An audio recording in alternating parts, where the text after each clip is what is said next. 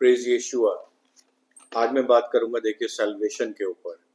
Salvation isn't a formula, it's not just a prayer, it's a covenant. It begins with mercy, but it ends in restoration, redemption and rulership with Christ. तो salvation सिर्फ एक कोई formula नहीं है, कोई prayer नहीं है, परंतु ये एक कवनेंट है, एक वाचा है जो हमारी जो प्रभु यीशु मसीह के साथ बंधी हुई है। और ये कहाँ से शुरू होती है? ये मर्सी से शुरू होती है। और एंड कहाँ पे होती है? एंड होती है रिस्टोरेशन पे, रिडेम्पशन पर और रूलरशिप पर, जो हम प्रभु यीशु मसीह के साथ जब नया सब कुछ हो जाएगा, नई धरती बनेगी, नया इजराइल आएगा, तो वहाँ पर हम प्रभु यीशु मसीह के साथ रूलरशिप करेंगे। The Hebrew word Yeshua means deliverance, rescue and victory. बिल्कुल प्रभु यीशु मसीह का जो नाम है वो हिब्रू में अगर देखेंगे तो उसका मतलब डिलीवरेंस है, रेस्क्यू है और विक्ट्री है। It always implies movement from bondage to freedom and from death to life. बिल्कुल ये इम्प्लाई करता है कहाँ से? बॉन्डेज से फ्रीडम की तरफ और डेथ से लाइफ की तरफ। Salvation is not static, it transforms everything. Salvation कोई चीज रुकी भी नहीं है, स्टैटिक नहीं है, परंतु ये एक ट्रांसफॉर्मेशन है आपका और मेरा, हम सबका। The Greek word storia means not only being saved from destruction, but being brought into healing, preservation and wholeness. This is not just an escape from sin, it's a complete renewal. In the Septuagint, Storia is used in Exodus 14:13. तो निर्गमन अध्याय 14:13 में लिखा हुआ है, Stand still and see the salvation of the Lord. बिल्कुल right before the Red Sea split and Pharaoh's army was swallowed. Salvation begins with the blood of the Lamb, deliverance from slavery to sin. Exodus 12 और John अध्याय 1:29, निर्गमन अध्याय 12 और यूहन्ना अध्याय 1:29 में लिखा हुआ है कि सैल्वेशन कहाँ से शुरू हुआ था? ब्लड ऑफ द लैम्ब, यानी कि प्रभु यीशु मसीह के पवित्र लहू से। Deliverance from slavery to sin, but deliverance on the beginning. God leads his people through the wilderness to refine. परमेश्वर ने देखिए अपने जो लोगों को विल्डरनेस में इसीलिए लेके गए थे ताकि उनको वो रिफाइन कर सके, टेस्ट कर सके और प्रिपेयर कर सके फॉर द कवनेंट। किसके लिए? वाचा के लिए, जो वाचा उन्होंने इजराइल के लोगों से बांधी थी। इनहेरिटेंस, तो ये लिखा हुआ है देखिए ड्यूट्रोनॉमी अध्याय 8:2 में, freedom is given but covenant formation is required. उन्होंने उनको आज़ादी तो दे दी थी, वो मिस्र से छूट कर तो आ गए थे, लेकिन उनका जो मेन रिफाइनिंग प्रोसेस था वो विल्डरनेस में हुआ था, ताकि उनकी जो वाचा है वो पूरी हो सके।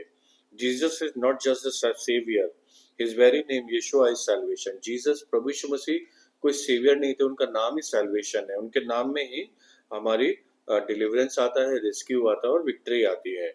To call on him is to call on rescue, justice and the power of God to restore. बिल्कुल उनका नाम लेने से ही आपको परमेश्वर की सामर्थ्य मिलती है जो कि आपको रिस्टोर करती है। But salvation requires obedience. देखिए सबसे जरूरी मसीह जीवन जीने के लिए जिसका बाइबल में बहुत ज्यादा जिक्र हुआ है वो है ओबीडियंस। आपकी परमेश्वर के प्रति आस्था और उसके प्रति आपका जीवन कैसा है। जो भी कुछ आपके जीवन में हो रहा है, अगर वो प्रभु यीशु मसीह के जो वो चाहते हैं वैसा नहीं है, तो फिर हमारा जीवन जो है वो जीना बिल्कुल ही कहना चाहिए प्रभु यीशु मसीह के अकॉर्डिंग नहीं है। तो obedience is the most required priority of प्रभु यीशु मसीह पिता परमेश्वर यहोवा for you. The early church understood that salvation was a path walked by faith, not a formula prayed once and forgotten. बिल्कुल पहले जो चर्च होता था वो इस बात को जानता था कि सैल्वेशन क्या है, एक ऐसा पाथ है, एक ऐसी जर्नी है जो कि फेथ के द्वारा, विश्वास के द्वारा पूरे जीवन भर चलानी है, बितानी है। ये कोई ऐसा फॉर्मूला नहीं है कि जहाँ पे आपने सिर्फ एक बार प्रेयर करी और उसके बाद खत्म हो गया। नहीं, विश्वास के साथ पूरे जीवन में उसको लेकर के चलना है। इब्रानियों अध्याय 5:9 में लिखा हुआ है, प्रभु यीशु मसीह ने कहा है कि the source of eternal salvation to all who obey him. बिल्कुल देखिए यहाँ पे भी ओबीडियंस की बात आई कि सैल्वेशन क्या है, the source of eternal salvation क्या है, वो है जो कि आप प्रभु यीशु मसीह को ओबे करेंगे, उनकी ओबीडियंस में रह करके अपने जीवन को बिताएंगे। Faith bears the fruit of allegiance. Faith isn't passive. The Dead Sea Scrolls speak of remnant people who walk in the way of his heart and await salvation with purity and truth. They saw salvation as a process of preparation for glory. The Wisdom of Solomon 5:15 says, "The righteous live forever, and then rewards is with the Lord, because he tested them and found them worthy of himself." तो यहाँ पर ये देखिए Solomon जो थे वो क्या कह रहे हैं कि the righteous live for ever and then rewards is with the Lord. अगर आप अपने जीवन को पूरी धार्मिकता के साथ बिताएंगे तो आपका जो रिवॉर्ड है वो परमेश्वर के पास है। और बिकॉज इट टेस्टेड देम, क्योंकि उसने आपको टेस्ट किया है। और सबसे ज्यादा आदमी का पता, इंसान का पता तब लगता है कि वो कितना स्ट्रांग है अपने विश्वास में, अपने जीवन में, अपने कामों में, अपने कर्मों में, जब उसका टेस्ट होता है। और वो टेस्ट में कैसा निकलता है, उसके बाद प्रभु यीशु मसीह पिता परमेश्वर यहोवा का रिवॉर्ड उसको मिलता है। And because it tested them and found them worthy of himself, तो उन्होंने उनका टेस्ट किया और उन्होंने ये जान लिया, उनको ये पता लग गया कि ये वर्दी है किसके लिए, उनके लिए, प्रभु यीशु मसीह के लिए। Salvation is covenantal. God doesn't just save us from something, He saves us from Himself. बिल्कुल परमेश्वर ने हमें salvation क्यों दी है? परमेश्वर ने हमें salvation इसलिए दी कि हम कुछ और मतलब कोई और चीज हमें मिल जाएगी या कहीं और कोई रिवॉर्ड है। हमारा रिवॉर्ड कुछ नहीं है। हमारा रिवॉर्ड यह है कि प्रभु यीशु मसीह ने अपने लिए हमें salvation दी है, क्योंकि वो हमें यूज करना चाहते हैं और वो हम उनकी जरूरत है। वो इंसान को इसलिए बनाया है उन्होंने ताकि हम प्रभु यीशु मसीह के द्वारा, परमेश्वर यहोवा के द्वारा यूज किए जाए, उनके काम में आए। The Exodus wasn't complete at the Red Sea. It wasn't finished as Mount Sinai. It was fulfilled when Israel entered the land, and so it is with us. Deliverance is only the beginning. बिल्कुल आप देखेंगे तो salvation जो है सिर्फ कहाँ पे, red सी पे ही नहीं खत्म हो गई थी जब उसको उन्होंने दो भाग में बांटा था। वो सिर्फ माउंट साइनाई पे नहीं खत्म हो गई थी जहाँ पे उनको लॉज मिले थे और जहाँ पे उनको परमेश्वर ने अपने 10 आज्ञाएं दी थी, 10 कमांडमेंट दी थी। और वो कहाँ पे खत्म हुआ था? जब तक इजराइल जो है अपने प्रॉमिस लैंड में नहीं आ गया था, जब तक उनकी वो वाचा पूरी परमेश्वर यहोवा की पूरी नहीं हो गई थी जो उन्होंने इजराइल के लोगों से की थी। तो वहां जाके वो उनकी वाचा जब पूरी हुई, वहां पे जाके वो सैल्वेशन उनका खत्म हुआ और उनका डिलीवरेंस खत्म हुआ। तो deliverance is only the beginning. 1 पतरस अध्याय 1:9 में लिखा है कि we are receiving the end of our faith, the salvation of our souls. This is an end goal to our salvation, and it is more than forgiveness. It's a resurrection from this present age, from the corruption and mortality, and from the dominion of sin and death.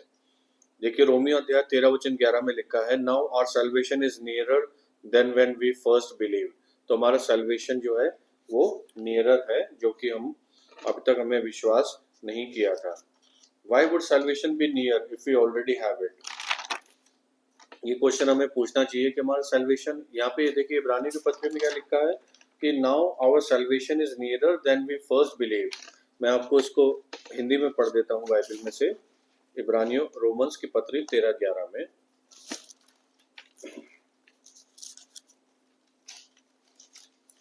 Romeo की पत्री 13:11।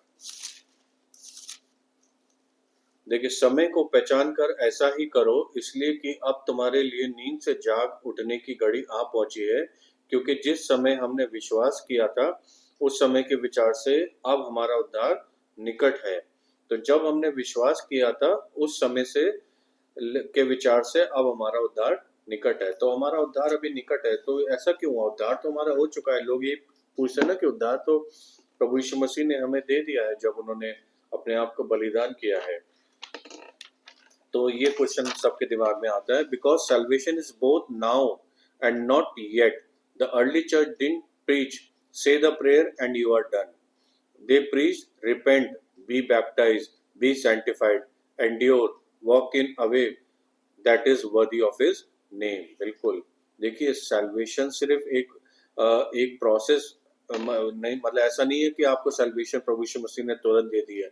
नहीं, ये एक process भी है जो कि हमारे पूरे जीवन भर चलता रहेगा। एक जर्नी है जिस पर हमको चलना है, एक मार्ग है जिस पे हमको कंटिन्यूअस चलते रहना है।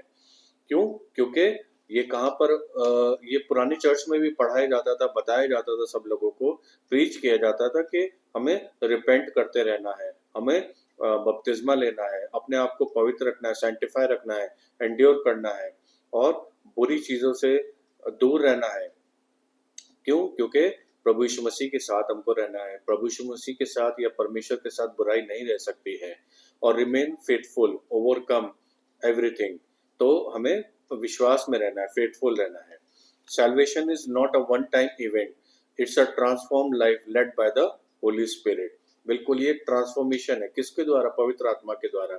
पवित्र आत्मा हमारे जीवन का सबसे महत्वपूर्ण अंग है, चीज है, इस धरती का सबसे महत्वपूर्ण जन है पवित्र आत्मा, और वो ही हमारे जीवन को ट्रांसफॉर्म करता है और वो ही हमारे जीवन में सैल्वेशन, रिडेम्पशन सब कुछ लाता है। तो it's a transform life led by the Holi spirit, shaped by truth and purified over time। We should never forget that we are not saved because we are perfect, we are saved because we belong to the perfect one। He seals us by his spirit and continues the work until the day of redemption। इफिसियों अध्याय 4:30, फिलिपियों अध्याय 1:6 में लिखा है कि he seals us by spirit, उसने हमें अपने spirit के द्वारा सील कर दिया है, मार्क दे दिया है, हमें चुन लिया है। And continues the work until the day of redemption, और ये कब तक चलेगा? डे ऑफ रिडेम्पशन तक ये कंटिन्यूस चलेगा। Salvation doesn't demand perfection but it can not remain fruitless. तो आपसे सिर्फ परफेक्शन ही नहीं मांगी जाती है, परंतु और ये सिर्फ आपको फ्रूटलेस बनाने के लिए नहीं, परंतु आपके फल सबसे ज्यादा इंपॉर्टेंट है कि आप सैल्वेशन में हैं कि नहीं।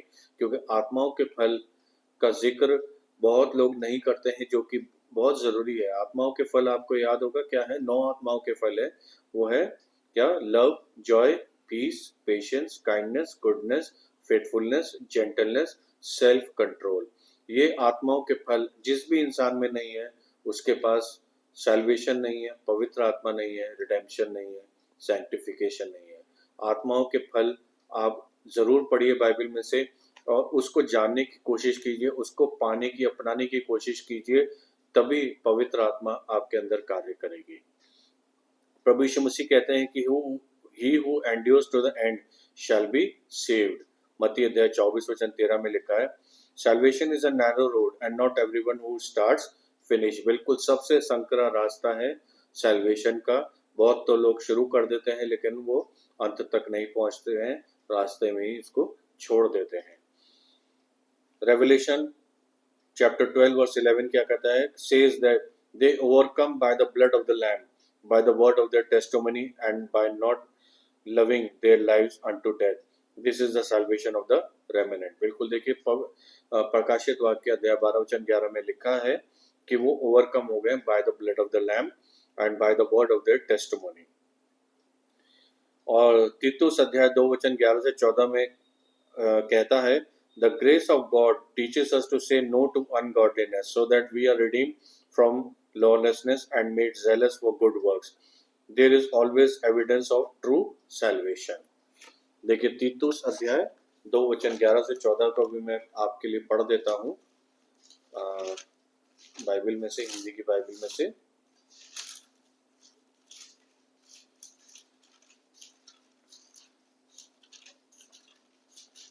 और सबसे अच्छी बात है कि जो मैं आपको बताता हूँ आप उसको एक बार बाइबल में भी जरूर देखिएगा, जिससे आपका जो विश्वास है वो और मजबूत होगा। आप बहुत सारी चीज़ों को जान पाएंगे, रेवलेशंस को जान पाएंगे और उसके अकॉर्डिंग आप अपने विश्वास को मजबूत कर पाएंगे।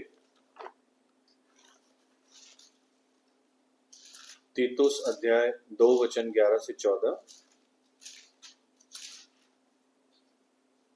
जी, क्योंकि परमेश्वर का वह अनुग्रह प्रकट है जो सब मनुष्यों के उद्धार का कारण है और हमें चेतावनी देता है कि हम अभक्ति और सांसारिक अभिलाषाओं से मन फेर कर इस युग में संयम और धर्म और भक्ति से जीवन बिताएं और उस धन्य आशा की अर्थात अपने महान परमेश्वर और उद्धारकर्ता प्रभु यीशु मसीह की महिमा के प्रकट होने की बाट जोते रहें, जिसने अपने आप को हमारे लिए दे दिया कि हमें हर प्रकार के अधर्म से छुड़ा ले और शुद्ध करके अपने लिए एक ऐसी जाति बना ले जो भले भले कामों में सरगम हो। बिल्कुल उन्होंने अपने लिए, हमारे लिए अपने आप को दे दिया ताकि हम उनके द्वारा पवित्र किए जाएं और एक ऐसी जाति बन जाए जो उनके काम की उनके लिए यूज की जाए। Salvation is a covenant journey. It begins with mercy, leads through sanctification, and ends in glory. Not all who begin it will finish, but those who endure will reign with Christ in the end. 2 तिमुथियुस अध्याय 2 वचन 12 और प्रकाशित वाक्य 3:21 में लिखा हुआ है कि सैल्वेशन एक वाचा की हुई एक जर्नी है जो कि कहाँ से शुरू होती है, जो कि मर्सी से शुरू होती है और lead through sanctification and ends in glory, जो कि आपको लेके जाती है पवित्रता की तरफ और कहाँ पर खत्म होती है, महिमा पर खत्म होती है। किसकी महिमा? आपकी महिमा, मेरी महिमा, हम सब की महिमा जो प्रभु यीशु मसीह ने हमको दी है। Not all who began it will finish, तो बहुत सारे लोग इसको शुरू कर देते हैं लेकिन इसको अंजाम तक नहीं पहुंच पाते खुद भी अंजाम तक, लेकिन जो करते हैं, जो एंड्योर करते हैं लास्ट तक, वो will rain with Christ in the end. तो वो प्रभु यीशु मसीह के साथ राज्य करेंगे जब प्रभु यीशु मसीह दूसरे आगमन में आएंगे हमारे साथ, तो हम सब उनके साथ उसमें राज्य करेंगे।